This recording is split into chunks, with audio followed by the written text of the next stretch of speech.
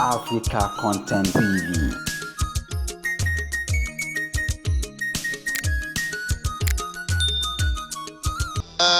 سر الحقيقة يا صلاتي يا سر النجاة للأنام يا فيض القلوب يا صلاتي يا ابن السعادة يا صلاتي صلوا على النبي الكريم صلى الله عليه وسلم. Ànábì náà la dákọ nìbàdàn la yombo wọn yìí. Sallallahu alayhi wa sallam. Ẹni tí ó bá tún yòbó Muhammad dáadáa.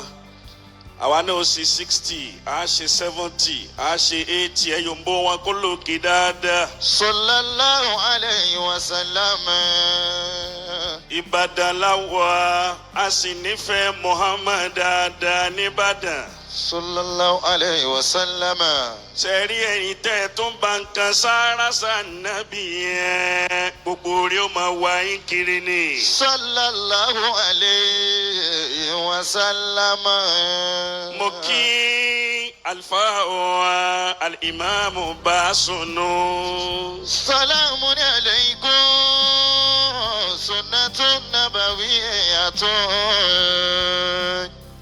Basunu nìbàdàn, Basunu ní London, Basunu ní Dubai. Salamun alaykum. Gbogbo gbà tá a bá ti dé Dubai, àlùfáà wa Adam Basunu àṣàpọ́nlé wa. Sunnatun nabawiyyatun. Ẹni alápọ̀nlé ní dá alápọ̀nlé mọ̀. Sunnatun. Bá a bá wà ní Dubai, dìrámù lẹ́ mọ́ bó.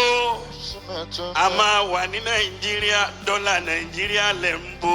Sunnatun. Ọlọ́run ó jẹ́ bó pẹ́. Maulana Sheikh Adama, gbogbo tí ń jẹ́ra àánú Ọlọ́run yóò máa wá ìkíní. Sunnatun nabawiyyatun ijabatu faridun. Ẹni kánjú kú. Ala kulli muslimin. Mo kí bàbá wa láti London. Ijabatu Al-Imam. faridun. Gbogbo àwọn olóríire tí wọ́n ń bẹ nínú ọgbà tá a wà ń bẹ yìí nínú ọ̀lù yìí, gbogbo yín ni mo fà nábì Muhammad kí yín. Ijabatu faridun. Ẹni mọ ìnira nínú ayé yín. Ijabatu. Ẹni ó bá sàmì tàmí rẹ̀ lókè jùlọ àdúrà rẹ̀ ó tètè gbà. Ijabatu Mo kí faridun. ẹ̀yin ìyá mi, ó débẹ̀ ó dẹ̀rọ̀. Gbogbo ntẹ̀yàn bá ní tí ò bá ní obìnrin nínú, àbújẹ́njẹ́kù epo lásán ni àwọn ọmọ yẹn yàn wọ́n yànjú. Kí ló dé táwọn ẹ̀yà wa ò sàmì? Ẹ sàmì kó kàn mí là ń bíbá ike. Ẹni kánjú kú, adúpẹ́ lọ́dọ̀ Ọlọ́run. Alhamdulillah. Ẹni ọ̀rọ̀ rẹ̀ bá tọ́pẹ́ kó dúpẹ́ yẹn dáadáa. Alhamdulillah. Ẹ bá mi dá ọpẹ́ yẹn kó lókè. Alhamdulillah. Abba Alhaji wa Abdulrasheed Merenge. Abba yín dúpẹ́ lọ́dọ̀ Ọlọ́run. Idu sa'idun. Alhaji wa Merenge. Aláìdé Abdulrasheed. Idukun 60 years. Sa'idun. Mo kí àwọn rọ́ìdù àwọn MC wa ẹ kú àpọ́nlé. Aláìdé Abdulrasheed. Ẹ kú àpọ́nlé. Ọlọ́run ò ní bọ́ aṣọ yìí lára yín.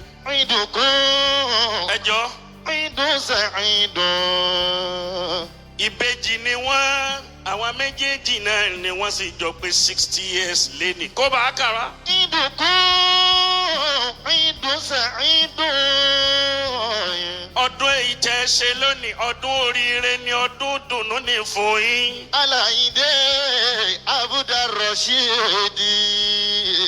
Nínú ọpẹ́ tẹ́ máa dún lónìí, òun ni wípé kì í ṣe pé à ń tọrọ kúlú aláwò fún kejì yín lónìí, ọpẹ́ ni. kì í sábà wọ́pọ̀ tí wọ́n bá bí Táyé kẹ́yìn. Ó ṣeé ṣe kó jẹ́ pé jọ́ táwọn méjèèjì wáyé yẹn ìkan ti padà sọ́dọ̀ Ọlọ́run. Kò wá séyìí tó padà nínú ẹ̀yin méjèèjì ọpẹ́ ni. Ṣé ẹ rí wíwá tí mo wá ó nítumọ̀? Aládé. Mi kì í sábà lọ́bì kan tí wọn ò bá pè mí.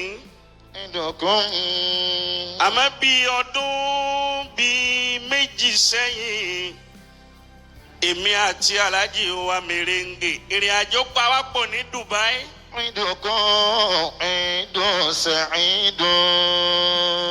Tí Alhaji wa Abdulaziz Jalabia tí wọ́n ṣe okùnfà wíwá wọn ní ọdún náà nígbà tá a wájọ pàdé. Ẹ dákun gbólóhùn kan náà mo fẹ́ sọ mo sì fẹ́ kẹ́ ẹ gbọ́.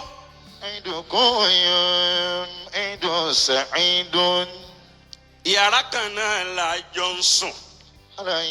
Àjọ ń jí, àjọ ń jẹ, àjọ ń mu ni. Aláìdé Abdulrasheed. Tẹ́ ẹ bá sì fẹ́ dá ọmọ èèyàn mọ̀, tẹ́ ẹ máa wo ọmọ èèyàn yẹn bóyá olórí ire ni àbí olórí ológbò ni, ẹ jẹ́ kó sọ̀rọ̀ ẹlòmíì wò fún yín wò, ẹ fi mọ̀rú èèyàn tẹ́ni yẹn jẹ́ bóyá olórí ire ni àbó lórí ibu ni. A sọ̀rọ̀ dáwọn àárín kan mo wá dá ọ̀rọ̀ Alhaji wa Mayegun, Alhaji wa Abdulwasi Ayinde olórí ọmọ ọba ti Jẹ̀bú land. Mo wá dá ọ̀rọ̀ wọn lẹ̀. Allahu Akbar. Aládé Abdul Fatahi. Ṣé ẹ mọ̀ pé kò síbi tí ó sówú? Alhaji wa Mèrèǹgè wọn ò sì mọ rúhà tẹ́mi kọ sí Mayegun. Wọn ti ẹ̀ mọ̀ bóyá tiẹ̀ close àbá tiẹ̀ close. Wọn ò mọ̀ pa súnmọ́ra wa.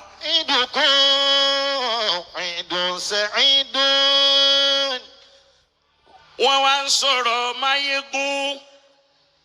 Wọ́n ń sọ bíi pé Allahu Akbar ní ti dáadáa pé Alhaji Wasiu tí mo rí yẹn àánú ni wọ́n rí gbà.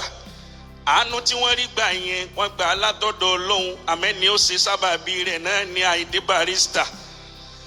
Wọ́n wá bẹ̀rẹ̀ sí ní sọ̀rọ̀ wọn ń dùn, wọ́n ń wọ, wọ́n ń kànmọ̀ sí, wọ́n ń wọ, wọ́n ń kànmọ̀ sí. Èmi sì ti fẹ́ mú un tẹ́mi fẹ́ mú un bẹ̀. Aláìdé Abdul Fatahi. Nígbà sọ̀kalẹ̀ lérí ti Mayegun abọ́sórí Pasuma.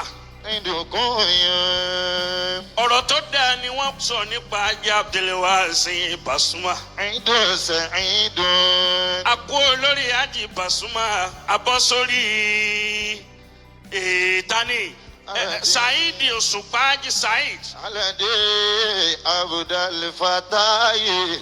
Àkó ọ̀rọ̀ tó dáa náà ni wọ́n sọ lórí ẹ̀. Àkó olórí Òṣùpá àwọn bọ́ sórí Haji Màláíkà.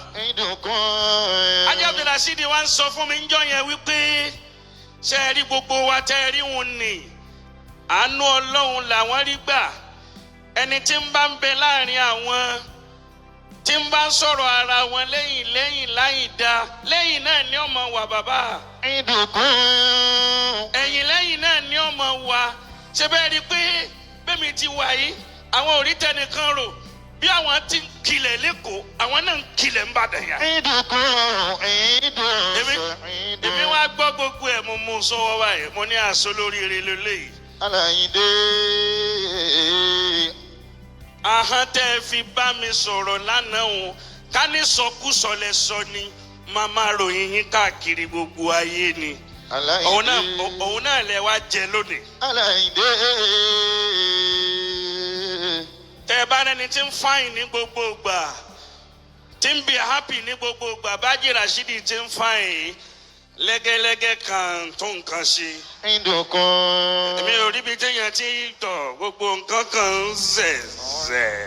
عندكم sẹ́yìn lè mọ̀ pé eléyìí wọ́n ti pé 60 báyìí. عندكم ẹ dá mi lóhùn ẹ̀yin jàmáà. عند سعيد ó tún dàbí pé 45 àbí bíi kíní kan kéékèèké báyìí ni aláàjì bíi pé wọ́n tún fẹ́ ṣèyàwó lẹ́ni tá a tún gbé ọ̀sìngín kan àbí ìbéè nìkan sí wọn lẹ́gbẹ̀ẹ́ báyìí. aláìndé èmi ò wí bẹ́ẹ̀ o. aláìndé àwòdàrọ̀ ṣídì. kò sí ní tójó rí bẹ́ẹ̀ dáadáa tàníyàn dáadáa ni gbogbo ẹni ọba ti láníyàn tó dáa lórí gíga náà ni ọmọ wà gbogbo ẹ tí ó bá ti ní kí téèyàn ọba jẹ kí ló dé tó ń bá àwọn èèyàn jẹ tó ń bá àwọn èèyàn mu tó tún dẹ́yìn wọn náà lọ ń bá wọn jẹ ò tún ń bá wọn jẹ tiẹ̀ náà padà bàjẹ́ ni kò sí tó fẹ́ fi kún tó jẹ́ kí téèyàn ọmọ tọ́tún gbogbo ìgbà àníyàn tó dáa tẹ́ ẹ níní 60 yín wá dàbí 40 ẹlòmíì ò tí ì tó ọjọ́ orí 60 yín níbi ìwé eré ibú tí ń bẹ lọ́kàn rẹ̀ tí ń bẹ lára rẹ̀ eriri ò dúró lọ́rùn rẹ̀ mọ́. àṣemọba ìdúpẹ́ lọ́dọ̀ ọlọ́run kò lílẹ̀ alhamdulillahi wasalamu ala ibadi ladhina istafa. àwọn tí ń lùlù yẹn dà ẹ bọ́ síbẹ̀ alájí ẹ máa bọ̀ wá ẹ dìde sókè kẹ́ máa bọ̀. àmọ́ yóò ṣeré kó. gbogbo àwa tá a wà nù ọ́ọ̀lù yẹn bá ń pariwo Allahu akbar lẹ́ẹ̀mẹ́ta kọ́lọ́ ń jẹ́ wọ́n sọ̀pọ̀lọpọ̀ ọdún láyé. Allahu akbaru. ẹ wí bẹ́ẹ̀ dáadáa o. Allahu akbaru. ẹ wí bẹ́ẹ̀ dáadáa. Allahu akbaru kabira. sáwọn àwọn aláyàn yìí tó bá ti wà ń bẹ̀ kán jẹ́ mọ̀. ẹ bá nà káàrin sí bàbá wa Abdulrasheed Ayinde ẹ pé happy birthday to you. Allah. ẹ máa láṣẹ ní happy birthday to you. Allah. Long life and prosperity. Happy birthday to you. Aláyìndé happy birthday to you. ọ̀pọ̀ ńlẹ̀ bí yẹpẹ̀. Happy birthday to you. Long life and prosperity. ṣé wàá dàn ẹ̀yin lẹ kọ́kọ́ jáde lẹ síná fún wa. ẹ wá bá ń sọ pé ikú ò gbọ́dọ̀ pa fún wa. Àmín. àrùn ò gbọ́dọ̀ ṣe fún wa. Àmín. Ajímèrèǹgè màrè o. ikú ò gbọ́dọ̀ pa fún wa. mo tiẹ̀ gbádùn stọ́ọ̀fù yìí ọ̀ya ìyàkuyà gan ó kàn sáná sáwọn ọ̀tá báyìí ni. ikú ò Gbọ́dọ̀ pa fún wa. Ajímèrèǹgè màrè o. ikú ò Gbọ́dọ̀ pa fún wa. àṣírí tẹ lò tí gbogbo ẹ fi ń ṣe kébékébé báyìí màá wá bà yín lọ́wọ́ rẹ o. ikú ò Gbọ́dọ̀ pa fún wa. Ajímèrèǹgè màrè o. ikú ò Gbọ́dọ̀ pa fún wa. àní ikú ò gbọ́dọ̀ pa fún wa. Àmín. àrùn gbọ́dọ̀ ṣe fún wa. Àmín o. Ajá Abdulrasheed màrè o. ikú ò gbọ́. ẹ bá ń tẹ́wọ́ báyìí. bisimilahi rahman rahim. Àmín. Allahu la ilaha illa huwa al-hayyul qayyum. Àmín. لا تأخذه سنة ولا نوم Àmín. له ما في السماوات وما في الأرض من ذا الذي يشفع عنده إلا بإذنه يعلم ما بين أيديهم وما خلفهم ولا يحيطون بشيء من علمه إلا بما شاء آمين. وسع كرسيه السماوات والأرض آمين. ولا يؤوده حفظهما وهو العلي العظيم. سبحان ربك رب العزة عما يصفون وسلام على المرسلين والحمد لله رب العالمين. صلوا على النبي الكريم. تكبير Takbir.